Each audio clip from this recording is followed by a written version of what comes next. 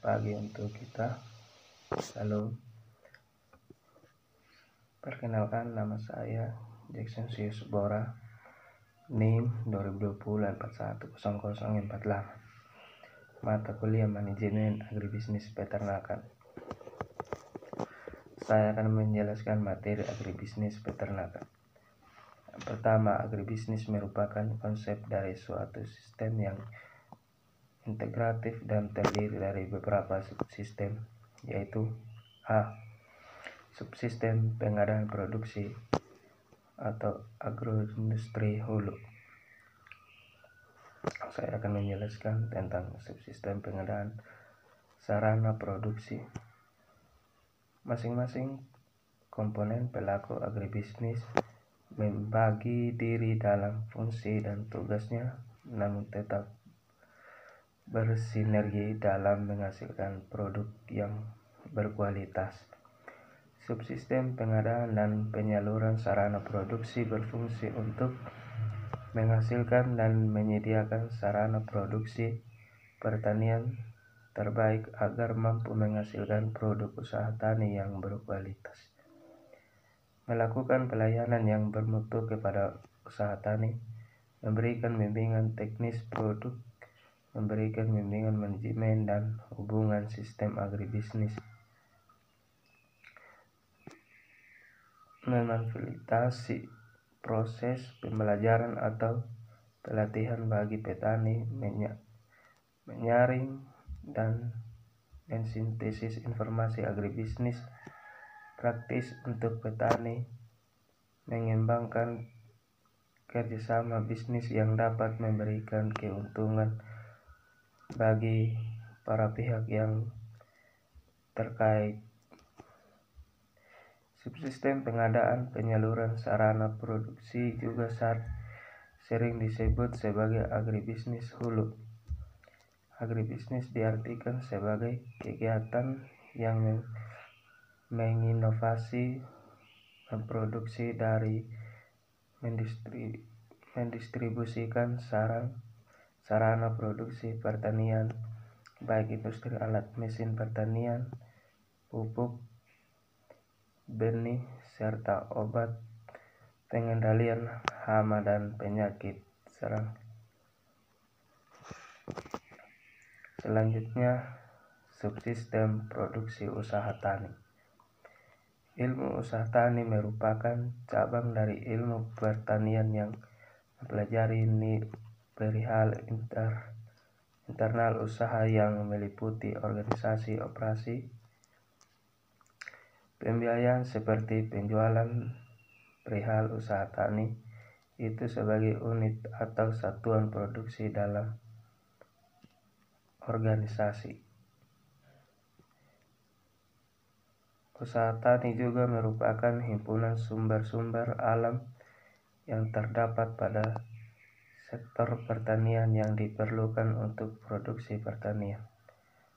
Tanah air, perbaikan yang telah dilakukan di atas tanah, atau dapat dikatakan bahwa pemanfaatan tanah untuk kebutuhan hidup.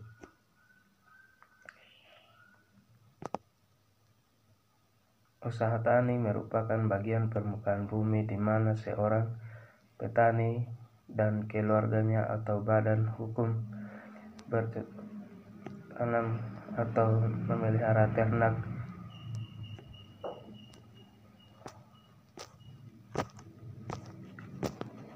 Yang ketiga, subsistem pengolahan dan industri hasil pertanian. Tembakau ranjangan merupakan bentuk produksi tembakau yang dapat berupa ranjang irisan menurut Disbun Provinsi Jatim. Mengembangkan untuk berbudidaya tembakau ranjang, ada beberapa hal yang perlu diperhatikan supaya berhasil dengan baik. Yang pertama, memilih benih yang akan disemaikan. 2. Lokasi pembibitan. 3. Pengolahan tanah untuk bedengan. 4. Pencabutan bibit.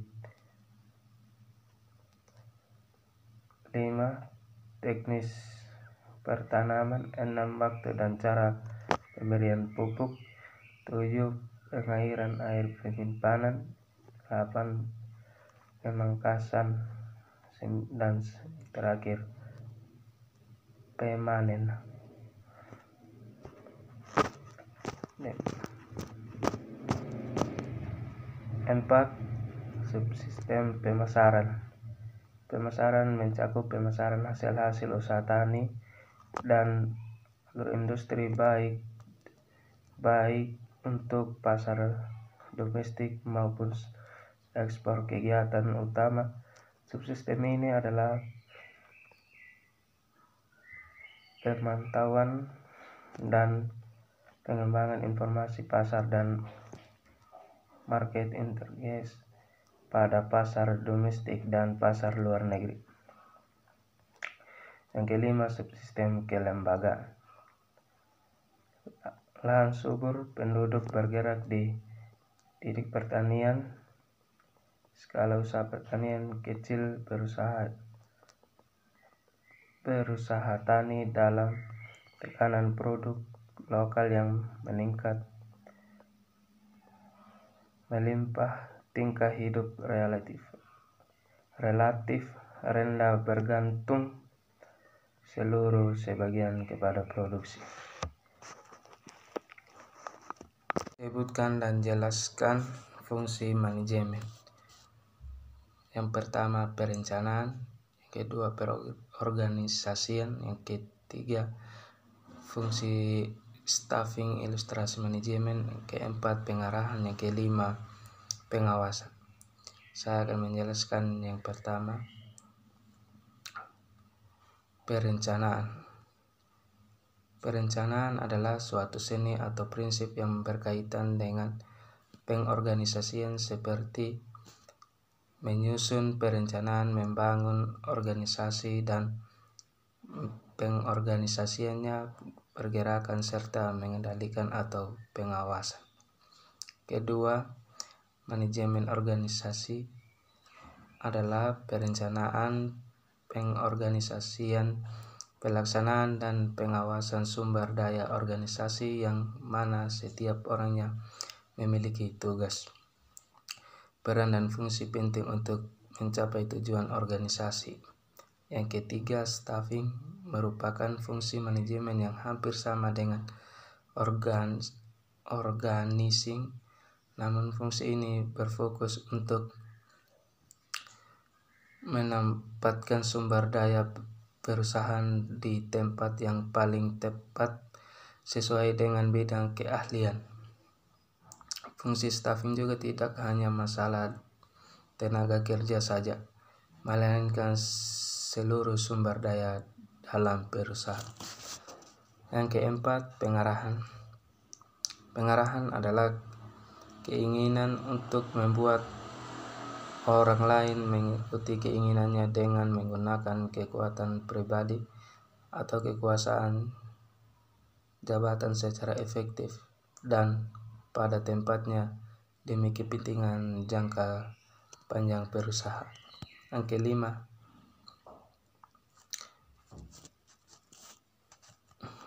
pengawasan. Pengawasan dalam manajemen merupakan suatu kegiatan untuk mencocokkan apalagi kegiatan operasional atau acting di lapangan sesuai dengan rencana planning yang telah ditetapkan dalam mencapai tujuan dari organisasi manajemen. Akan lanjutkan soal nomor 3, yaitu jelaskan syarat-syarat yang harus diperhatikan oleh suatu perusahaan untuk perencanaan barang yang akan diproduksi. Produksi adalah kegiatan yang dapat menimbulkan tambahan manfaat atau faedah baru. Contoh, kelapa ketika diolah lagi banyak faedah yang timbul dari kelapa itu sendiri. Syaratnya, 1. Perencanaan proses produksi harus disesuaikan dengan tujuan perusahaan. Yang kedua, perencanaan proses produksi harus sederhana, mudah dimengerti, dan dapat dilaksanakan. Yang ketiga, perencanaan proses produksi harus memberikan analisa dan klasifikasi kegiatan. Selanjutnya, langkah-langkah perencanaan produksi yang tepat. Melakukan routing dalam produksi planning.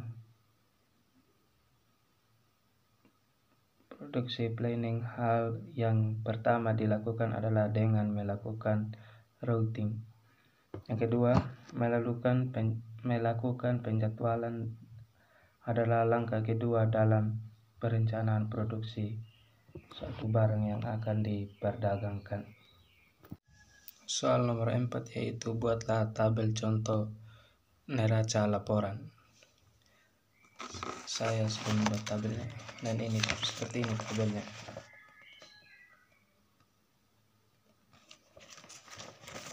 Di sini ada nama akun, saldo, debit, kredit. Ini adalah kas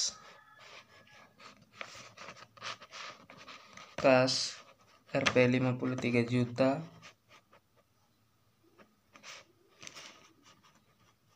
peralatan 10 juta, modal di setor 0, kredit Rp 50 juta, beban gaji Rp 2 juta, pendapatan 10 juta. Jadi debitnya Rp 65 juta, kreditnya Rp 65 juta. Itulah gambar tabel contoh neraca laporan.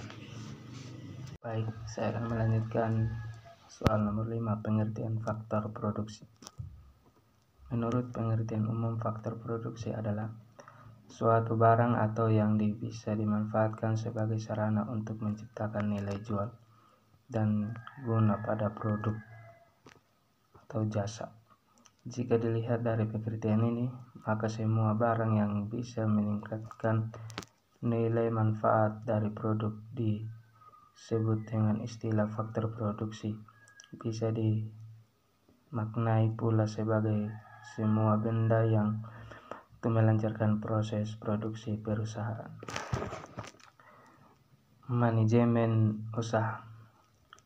Untuk menerapkan pengetahuan di atas, manajer usaha membutuhkan keterampilan dalam berbagai tingkat kemampuan dan sesuai dengan situasi manajer usaha. Keterampilan yang dimaksud adalah 1. Mampu menyiapkan lahan, tanaman, memupuk, mengairi atau dalam situasi tertentu, dan melindungi tanaman, lalu menyiapkan dan memasarkan hasil untuk mendapatkan harga terbaik. Kedua, mempunyai hubungan yang serasi dengan para tenaga kerja dengan memberi mereka sejumlah tanggung jawab yang wajar. Yang ketiga, menggunakan mesin-mesin, harus mampu memilih jenis yang paling tepat untuk jenis pekerjaan usaha produksi. Sumber daya manusia adalah salah satu faktor yang sangat penting, bahkan tidak dapat dilepaskan dari sebuah organisasi, baik institusi maupun perusahaan. Atau SDM juga merupakan kunci yang menentukan perkembangan perusahaan. Pada hakikatnya, SDM berupa manusia yang dipekerjakan di sebuah organisasi sebagai penggerak, pemikir, dan perencana untuk mencapai tujuan organisasi itu. Sumber daya manusia dan juga sumber daya alam sudah tersedia, tetapi masih belum cukup untuk melahirkan produk yang bagus. Bisa dibilang ini faktor produksi yang tidak lengkap hasilnya juga tidak akan memuaskan. Dalam pembuatan produk tertentu membutuhkan modal produksi ini untuk membeli bahan mentah, alat produksi, serta untuk membayar tenaga kerja. Maka dari itu, modal juga perlu dimasukkan ke dalam faktor produksi. Artinya, modal juga berpengaruh pada terciptanya produk yang berkualitas dan disukai konsumen. Semakin besar modal yang dimiliki, tentu produk lebih bermutu karena SDM, SDA, dan alat produksi yang digunakan tentu juga hebat.